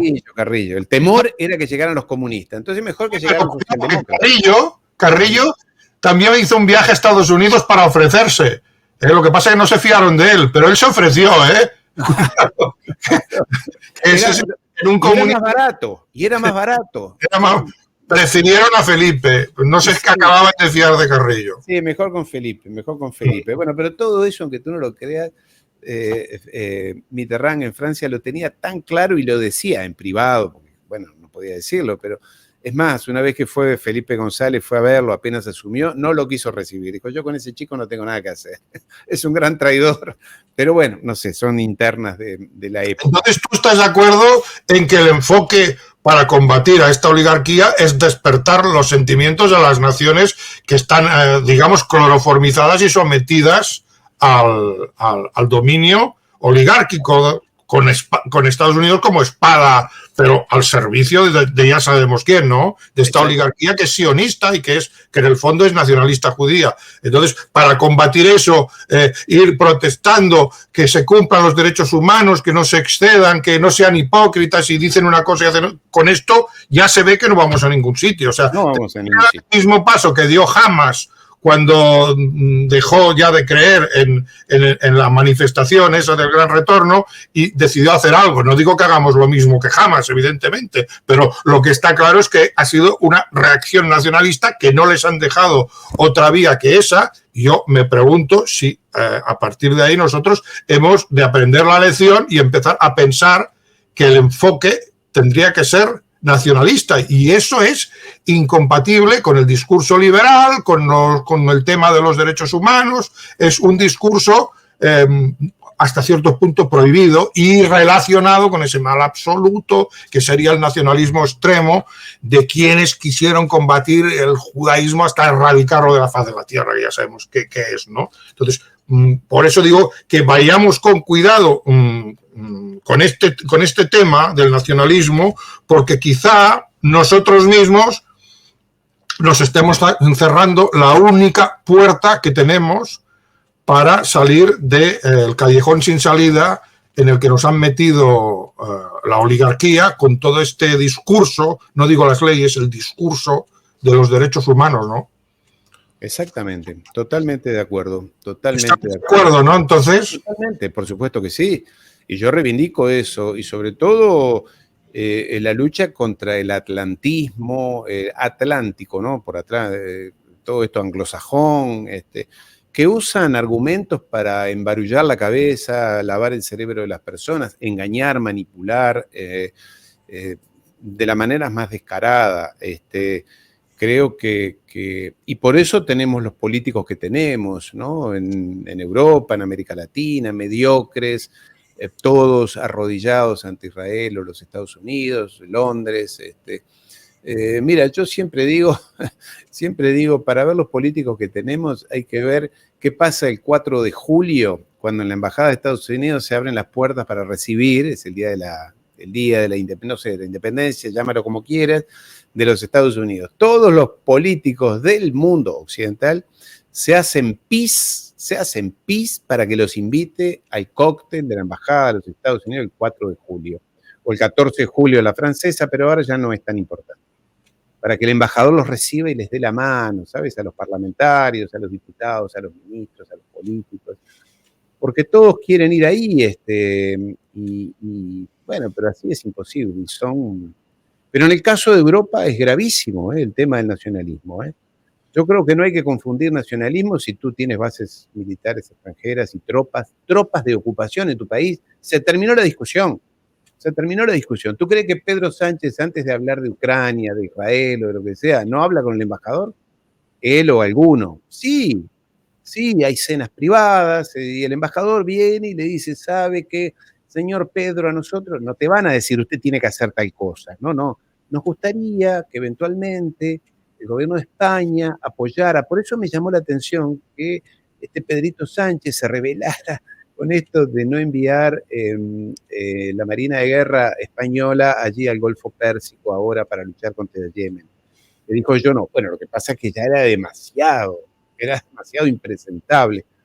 Porque en esto también tengo que decir que el pueblo español, y me estoy refiriendo al pueblo español, tiene una dignidad y un espíritu de crítica mucho más acentuado que el resto de los países europeos. España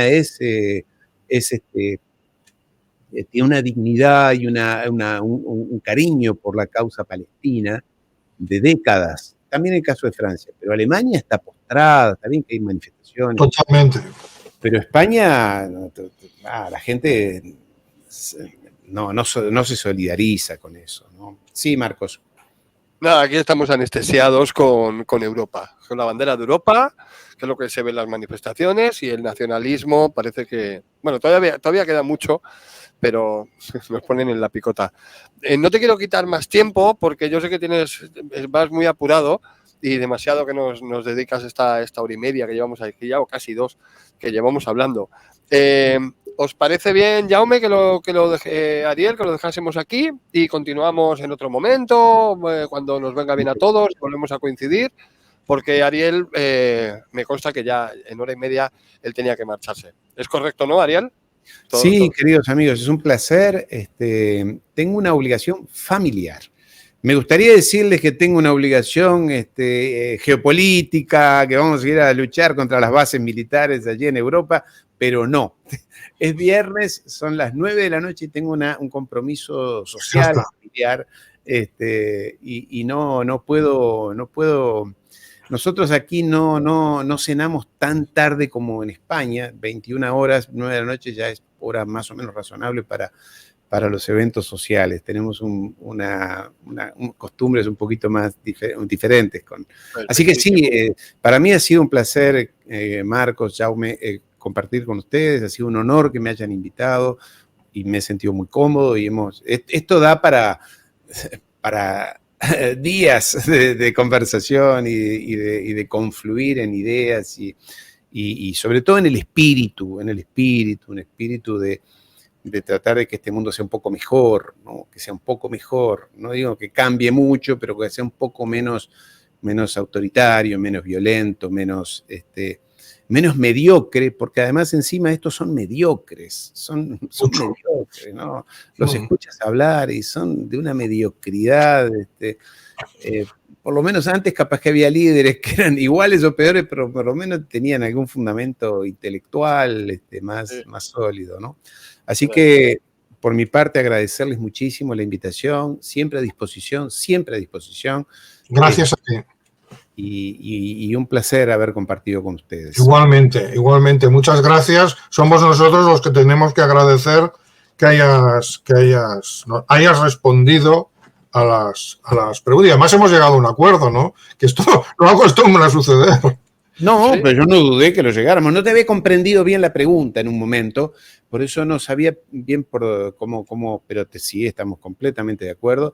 Bueno. Y sobre todo estamos de acuerdo en el espíritu, como digo, de combatir a esta oligarquía. En eso estamos, querido amigo, en eso estamos. Es una oligarquía criminal, o sea, no tiene otro nombre. Sí. Totalmente. Y sabemos cómo se llaman y demás, ¿no? Sí. Efectivamente. Sí, cuando se habla de los mercados, no, los mercados no tienen nombres y apellidos. Tienen nombre y apellidos, exactamente. Un ente que es invisible. Exacto, sí. Pues nada, Ariel, no te quito más tiempo. Muchísimas gracias. Estamos en contacto. Te pasaré por WhatsApp ya mañana tranquilamente. Sí, claro. La petición para subirla a YouTube o donde tú consideres que hay que difundirlo. Muchísimas gracias y aquí tienes unos compañeros de equipo para lo que necesites. Un abrazo. Sobre todo, sí. Cuando vaya al País Vasco iremos a comer. Lugar donde he comido maravillosamente bien. Yo estoy en Cantabria, al lado. Tú estás bueno, está bien. Pensé que estabas en San Sebastián, te entendí allí. Santander. Ah, en Santander, perdona. Bueno. Al lado, pero... Son vecinos. Al lado, claro, son las mismas tierras. Te entendí. No hay mucha diferencia. Un abrazo, Ariel. Muchas gracias. Amigos. Un placer y un saludo a quienes nos hayan visto y seguido. Un saludo. Un abrazo grande. Hasta luego. Buenas noches. Jaume, no sé si quieres que añadamos algo más o nos hemos dejado algo en el tintero. ¿Quieres comentar algo? 2 horas dan para lo que dan, ¿no? Yo te he puesto mucha documentación, pero ya has visto cómo ha ido la discusión y el debate y el planteamiento. Algunos aspectos no se han podido tocar, pues yo traí aquí auténticas bombas sobre los orígenes del nazismo, para que se vean los paralelismos entre lo que ha sido la reacción de Hamas después de años y años de abusos. Al final Hamas ha hecho esto, que no es bonito, pero de que han servido los derechos humanos, que se manifestaran. Entonces hay una historia paralela en los orígenes del nacionalsocialismo, pero ya lo dejamos para otra ocasión. Yo pienso que el directo ha ido perfecto y además hemos llegado a una conclusión, ¿no? Que queda avalada por alguien que para mí es una eminencia, ¿no?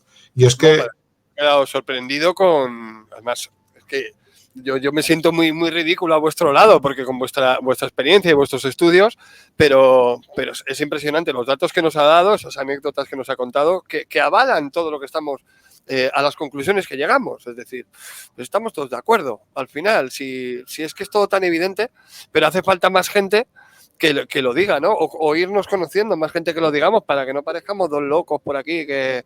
Efectivamente.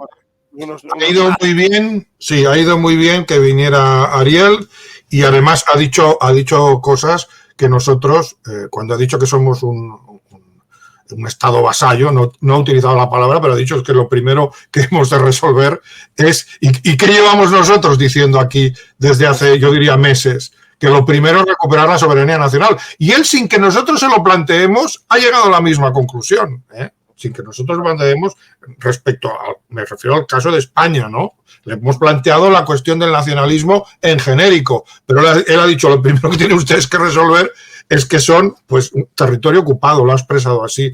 ¿Qué es lo que venimos diciendo desde hace tiempo? Pues eso, ¿somos una nación soberana? No.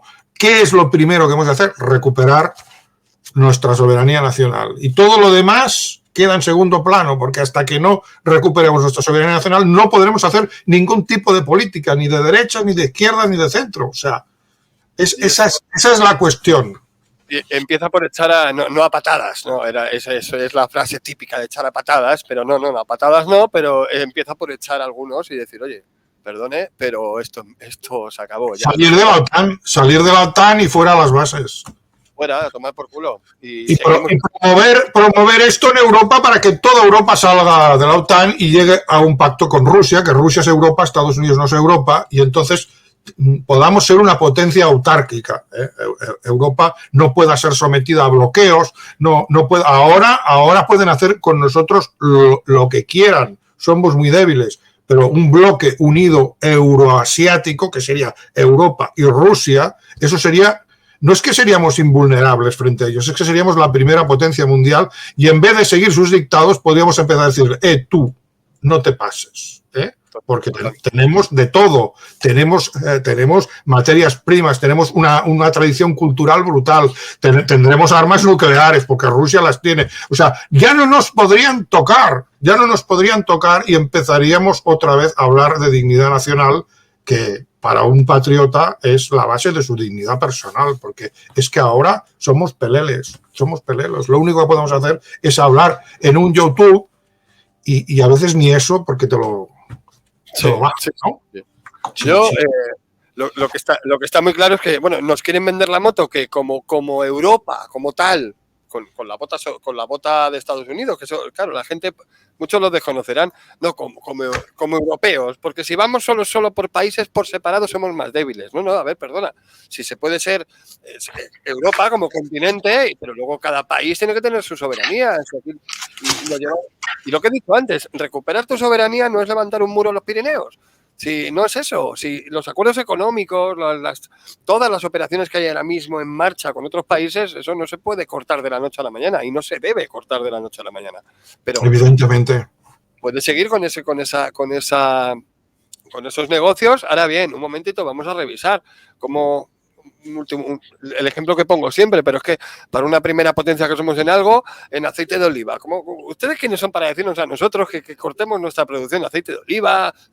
Pero para algo que nos vale, esto ni nos lo toques. Y a partir de ahí seguimos debatiendo con otros temas, que es algo que es exclusivo, no exclusivo, pero lo más valioso que tiene este país, no me lo jodas. Y lo más valioso que tenga el tuyo será lo más respetable que tenga que tener el tuyo. A partir de ahí luego seguimos hablando y hacemos negocios. Pero...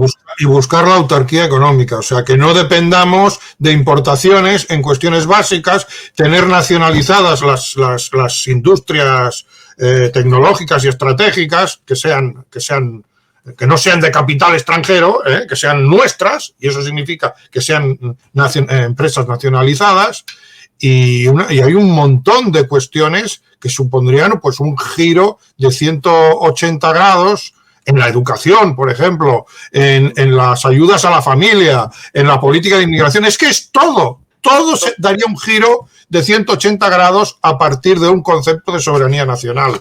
Pero yo insisto en este punto, España sola no lo soportaría, nos someterían a bloqueo. Si no llegamos a un acuerdo para que otros países europeos sigan el mismo camino y nos unimos en una liga, refundamos la Unión Europea, conservando cada país su soberanía nacional, pero en ciertos temas, por ejemplo, un ejército común, una política exterior común, aceptar cierta cesión de soberanía, pero a Europa, no a Estados Unidos, que es una potencia ocupante. Eso creo que sí que será necesario, porque es que si España se quedara sola en este proyecto, nos someterían al mismo tipo de bloqueos que han utilizado con Venezuela o con Cuba, y en 2 días España estaría arruinada, porque ellos lo saben hacer. Lo hicieron en otra época aquí en España con Franco, que hubo muchísimos bloqueos. Lo que pasa es que ahí se despertó el ingenio español también, ¿no? Y se tomaron muchas soluciones para esos bloqueos que había, pero bueno. Fácil no va a ser. Espera, que me están fallando los cascos. Ahora nos oímos bien. Pues nada, ya me lo dejamos aquí para que no se haga esto muy largo. Y yo voy a intentar tenerlo mañana por la noche. Esto ya procesadito se va a subir de un tirón. No, porque tampoco ha sido tan largo. Lo subimos entero desde las presentaciones hasta ahora. Y ya lo podéis vosotros difundir en vuestros canales y hacer lo que consideréis. ¿Qué te voy a decir, Jaume? Que 1000 gracias. Que cualquier cosa que necesites, aquí estoy. Y si quieres añadir algo más, pues el micro. No, ya está. Yo creo que ya ha quedado todo bien. Pues nada. Pues buenas noches. Gracias a todos los que nos han seguido. Gracias a ti, una vez más, por darme la oportunidad de exponer estas ideas. Es tu casa, ya lo sabes. Y nada, seguimos luchando. Pues salto de llamada, me quedo aquí 5 minutos hablando. Muy bien. Hasta la próxima. Buenas noches a todos. Hasta ahora. Gracias.